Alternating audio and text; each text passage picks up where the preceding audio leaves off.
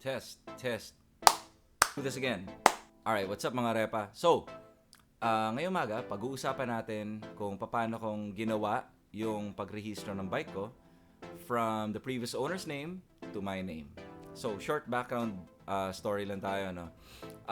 Yung bike ko, I'm the fifth owner. I'm the fifth guy who actually owned it. But, between the third and the fourth owner, wala sila naging kasulatan. So, parang nangyari lang is binabalik ni fourth owner kay third owner yung bike. Kasi yung asawa niya, ayaw dun sa bike kasi gusto nila NMAX daw. So, I bought the bike from the third guy. Alright? Pero, yung deed of sale nila between the second and the third guy, open. Alright? So, it was, I thought it was a bad thing. Pero, it turned out to be that it was a good thing. Why? Kasi between the second owner and the third guy, since open deed of sale yung kanila, I could simply put my name on the deed of sale and I would legally become the third owner of the bike. So, ano yan be very mindful about those things. This usually happens kapag buy and sell yung ginagawa ng pinagbibilan ninyo. So, ask kung merong open deed of sale para may skip ng isang tao yung ownership cycle ng bike niyo. Anyway, after that, make sure parehistro nyo yung papers ninyo. The Highway Patrol will not accept yung hindi nakanotaryo ng mga papeles. And normally as well, yung mga nagnonotaryo, gusto nila, magkasama yung vendor and vendee. But if that's not, possible kung malayo, like in my case, ang layo nung guy sa akin. So, the notary office, what they did was they placed a phone call to him, tapos verify lang nila yung laman ng deed of sale namin. So, yes, na after that's done, punta kayo sa Highway Patrol. Alright? Now, normally, pumunta kayo sa Highway Patrol sa Krame. But, a good friend of mine suggested na pumunta ako instead sa office kung saan nakarehistro yung bike ko. Which, in my case, sa LTO Pasig. Kasi daw, sa mga LTO offices, may mga satellite office din ng Highway Patrol. So, I took my chance with what he said and pumunta ako sa LTO Pasig. Unfortunately, walang Highway Patrol desk sa LTO Pasig. What they suggested to me was I go to the police station along Meralco Avenue. Meron daw Highway Patrol desk doon. So, I went there and yeah, meron nga. Alright? So, fortunately for me as well, nung hapon na pumunta ako doon, walang tao. So, it was just me they were attending to. So, sa Highway Patrol, you're gonna fill out some paperwork. Make sure na yung mga papers ninyo are notarized and are in order. Alright? And then, they will take a stencil copy of your engine and chassis number dun sa Vehicle Forensics Division nila. Alright? And then, you have to prepare 400 pesos for it. And you might as well be earlier in the day, not like what I did. Kasi magbabayad kayo sa land bank.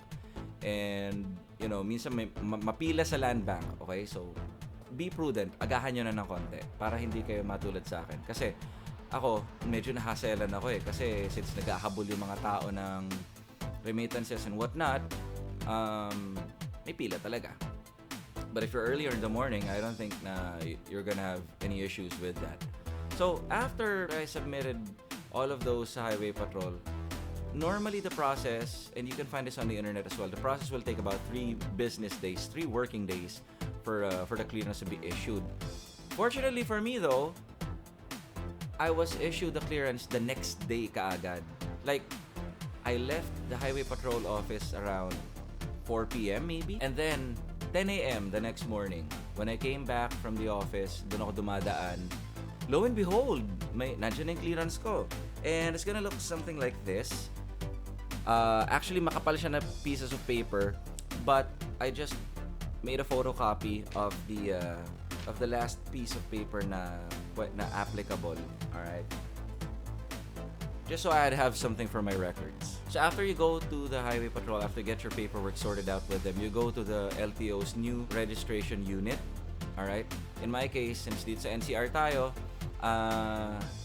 the LTO office I went to was along Araneta Avenue. So, kung familiar kayo kung saan pinapasabog yung mga lumang kotse or tumatalsik yung mga lumang kotse sa mga action films, yeah, that's the place. Pero I leave a link through Google Maps in the description box para, you can more easily find it. Alright, so once you're there, all you have to do is to get a CTC or a certified true copy ng documents mo. So, it would be prudent na i-photocopy nyo na yung highway patrol clearance, photocopy nyo na yung ORCR ninyo, kasi what they will do is they will examine whatever it is that the highway patrol gave you, and then yung mga photocopies niyo, tatatakan nila yon with certified true copy. It will kind of appear something like this. Alright? May certified true copy na nakalagay. Same with this one too. Diba? Yung ORCR na pinotocopy ko. Alright, so once you get all of those certified true copies with you, oh yeah, share ko lang din. This is the very first piece of paper that Yamaha issued for the bike. This is the paper that came out when the bike was actually sold to the first owner. So, they're gonna give you a copy of this as well. Wag ninyong wawalain. Wag ninyong wawalain yung mga yan. And again, tulad ng sinabi ko, photocopy ninyo just for your records as well. So, oh yeah, here's some other things that I have.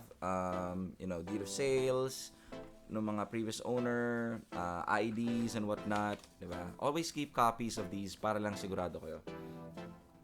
So once you get your certified true copies ng ORCR, ng photocopy yung sa papeles galing Yamaha, you can now proceed to the LTO office of your choice kung saan kayo mapaparehistro. In my case, dito ako sa Mandaluyong kasi, logic, dito ako nakatira. Alright, so that's when you get your insurance. Ako, what I did was I got my insurance well before I went to the LTO new registration unit.